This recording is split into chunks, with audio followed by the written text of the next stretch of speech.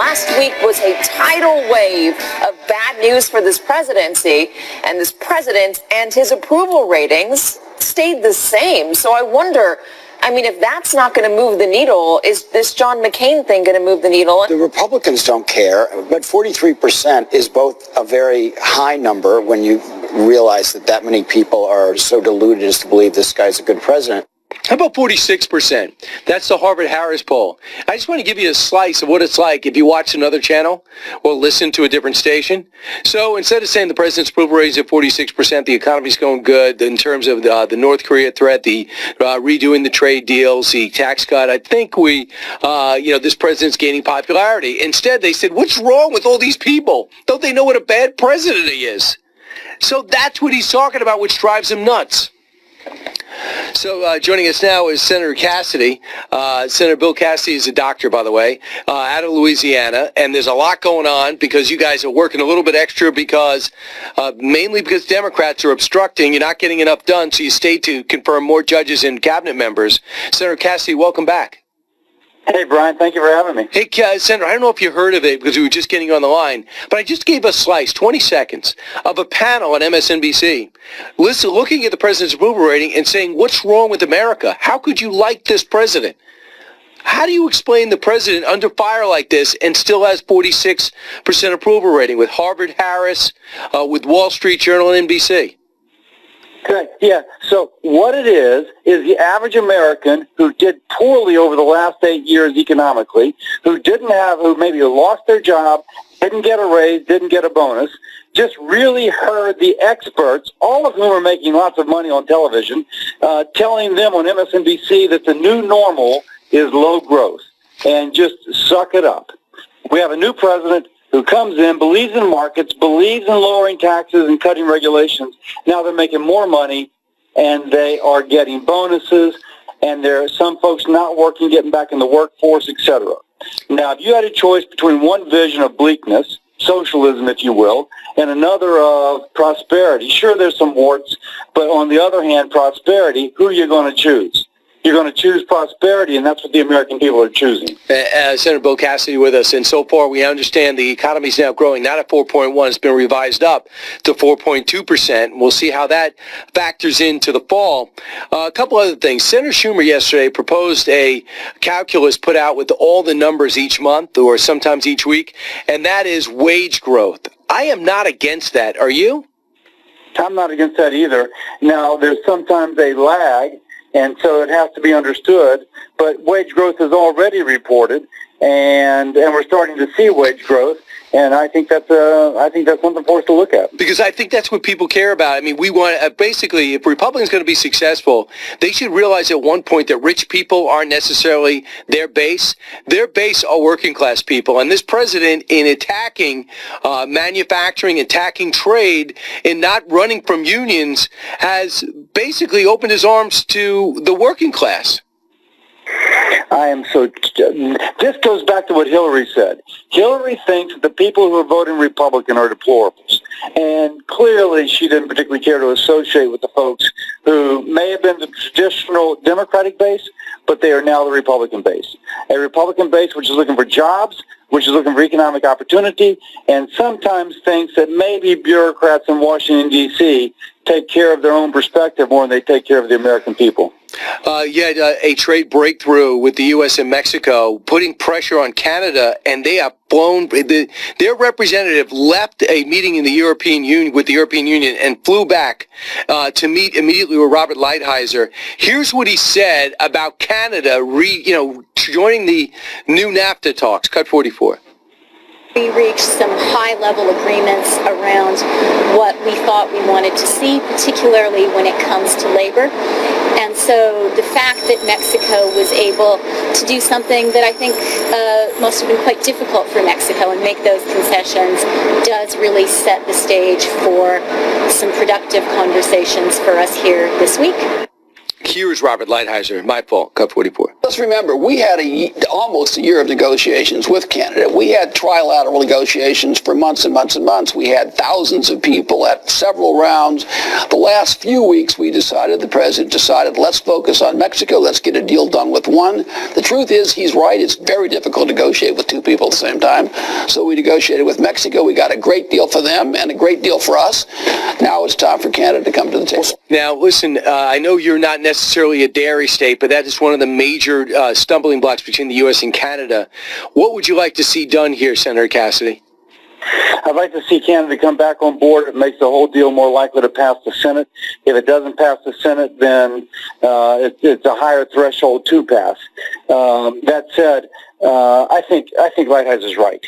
This negotiation with Mexico actually clears out some of the problems with Canada. Requiring the Mexicans to have an average wage, which is higher than they currently are paying, helps the United States. It helps Canada. Yeah, Canada's going to have to give up on some dairy products and some wood products. On the other hand, relative to their economy, I think this is going to be a better deal for them. You are a doctor by trade, and I know you care about people. Every time you have a chance where there's a train accident, you're out there with your stethoscope helping people out. You want to get health care solved. It is not solved now. It's in hyperspace, halfway between Obamacare and halfway between repeal and replace. Listen to what Gavin Newsom wants to be if he is governor of California, and he's a favorite right now to win. Cut 42. I did universal health care when I was mayor, fully implemented, regardless of pre-existing condition, ability to pay, and regardless of your immigration status. San Francisco is the only universal health care plan for all undocumented residents in America. Very proud of that. And we proved it can be done without bankrupting the city. I'd like to see that we can extend that to the rest of the state. Holding up San Francisco as a model, he wants to do it for the whole state, including giving illegal immigrants free health care. They say it'll cost $400 billion. What do you think, Dr. Cassidy? That is absurd. They actually did a modeling of single payer in California. They found out that it would cost more than the entirety of their current state revenue. I did my medical residency in Los Angeles, and we would have people fly in from overseas with chest pain, come to our hospital and have their surgery, recover, and fly back to their country of origin. People would come from Mexico to deliver their babies and then go back to Mexico, but their baby, now a U.S. citizen, would continue to bring with them aid for dependent children. So California ended up being, the public hospital system where I was, ended up being an international magnet for free health care. If they think that is not going to happen again, they know nothing about health care. I just don't understand where these people come from. Don't they understand our citizens are not naive? They see what San Francisco is. It's a mess. It's full of homeless people who are using the sidewalk as their bathroom. Los Angeles is the same thing. It's even bled into Orange County. And do you think the people of California at some point are going to get it? So a couple things. Of course, I'm a gastroenterologist. You started off with San Francisco is a mess, and I was thinking exactly of all that stuff all over the sidewalk. Exactly. That said, I just read something about how the 12-cent a gasoline gas tax, which Jerry Brown pushed through the California Democrat-dominated legislature, pushed it through when gas prices were low. Now gas prices are high, and you have the 12-cent a gallon tax on it. If you have just kind of an unrestrained Democratic majority with a Democratic governor, you get higher taxes. And it isn't as if they're building miles and miles of highways. They're not. And so that's the choice we have in this country. One party, the Democratic Party, wants more regulation, more taxes, and Republicans want to cut it. We want American people to keep their money. And I think that's the choice between our country in this fall election. So far, you guys have worked a little extra in August to get things done. Have you got anything done? Oh, totally.